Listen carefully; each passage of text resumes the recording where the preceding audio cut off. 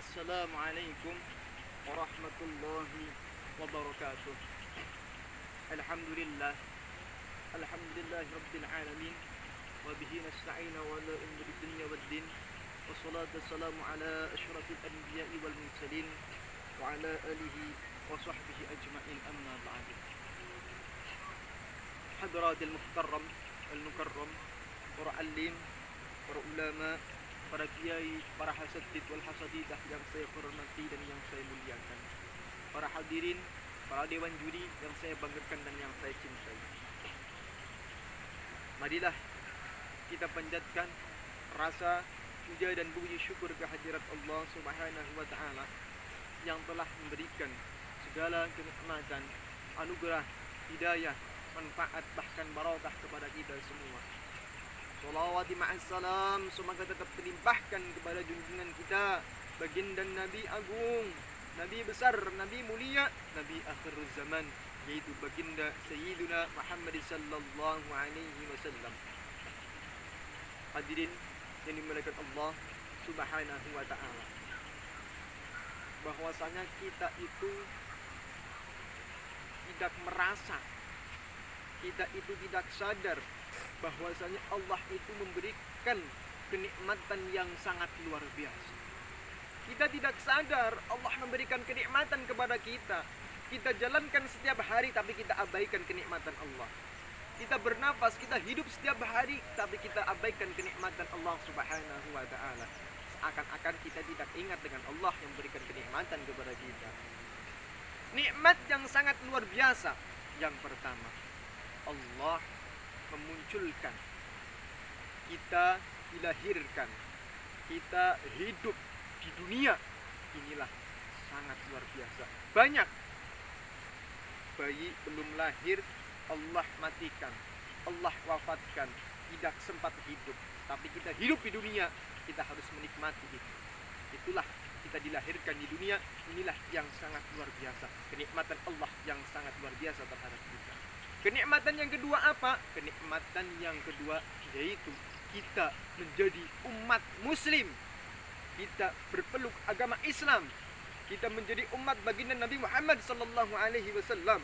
Inilah kenikmatan yang kedua yang sangat luar biasa. Kenikmatan yang ketiga apa? Kenikmatan yang ketiga, kita hidup di bangsa yang kita cintai. Kita hidup di tanah air yang kita banggakan. Kita hidup di tanah air yaitu bangsa Indonesia. Inilah kenikmatan yang sangat luar biasa, harus kita jaga.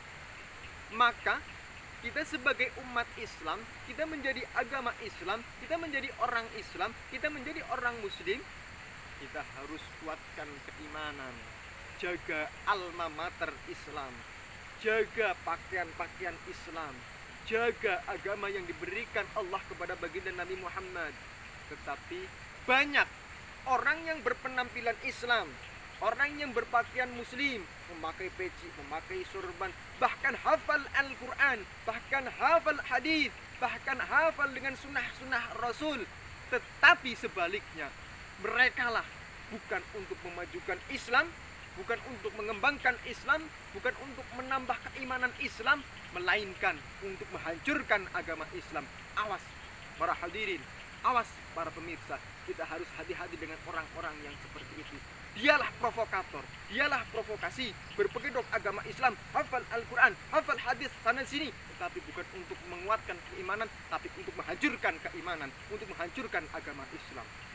Kalau Islam di bangsa Indonesia ini sudah hancur, kalau Islam yang dibawa oleh Nabi Muhammad ini sudah hancur gara-gara orang yang iri terhadap Islam di Indonesia, maka bangsa kita akan ikut hancur. Karena kekuatan bangsa Indonesia itu bukan karena kebudayaan, bukan karena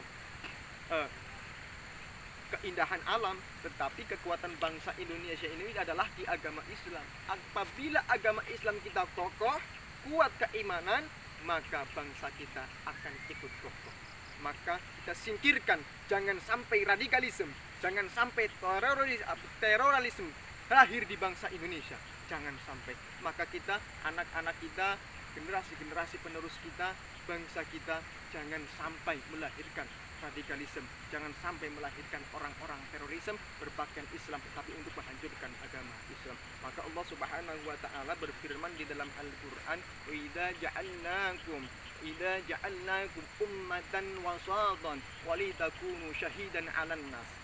Allah memilih ummatan wasatan, umat yang dipilih oleh Allah, umat yang terpilih dari Allah Subhanahu wa taala, ummatan wasatan, umat yang di tengah-tengah, itu adalah agama Islam. Maka syahidan 'alan nas, ketika kita berperilaku yang tidak senonoh, berperilaku untuk menghancurkan Islam, maka syahidan 'alan nas, kita akan bersaksi sendiri berperilaku apakah kita ingin membanggakan agama Islam, apakah kita menghancurkan agama Islam, maka syahidan 'alan nas, kita akan bersaksi. Bahkan yang bersaksi bukan hanya kita, Nabi Muhammad apa? Waliyakunur rasulu syahidan. Rasul pun, Nabi pun akan bersaksi melihat umatnya sebagaimana umatnya berperilaku.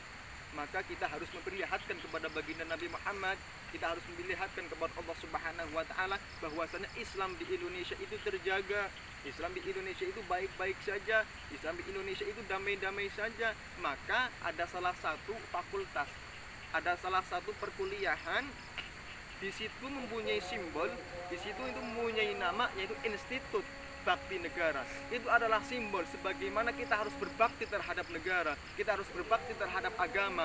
Inilah yang harus kita jaga, inilah yang harus kita patut kita acungi jempol. Maka saya untuk mengajak para hadirin, anak-anak, para pemuda, ayo kita bareng-bareng, kita sama-sama kita menuju ke fakultas tersebut, karena dari simbolnya sudah terlihat Institut Bakti Negara. Inilah yang akan melahirkan, akan memproduk sebagai pemuda-pemuda yang bermutu, sebagai pemuda-pemuda yang berjuang kukuh dan kokoh keimanannya. Mungkin cukup sekian dari saya. Apabila banyak kesalahan, saya minta maaf sebesar-besarnya. Wassalamualaikum warahmatullahi wabarakatuh.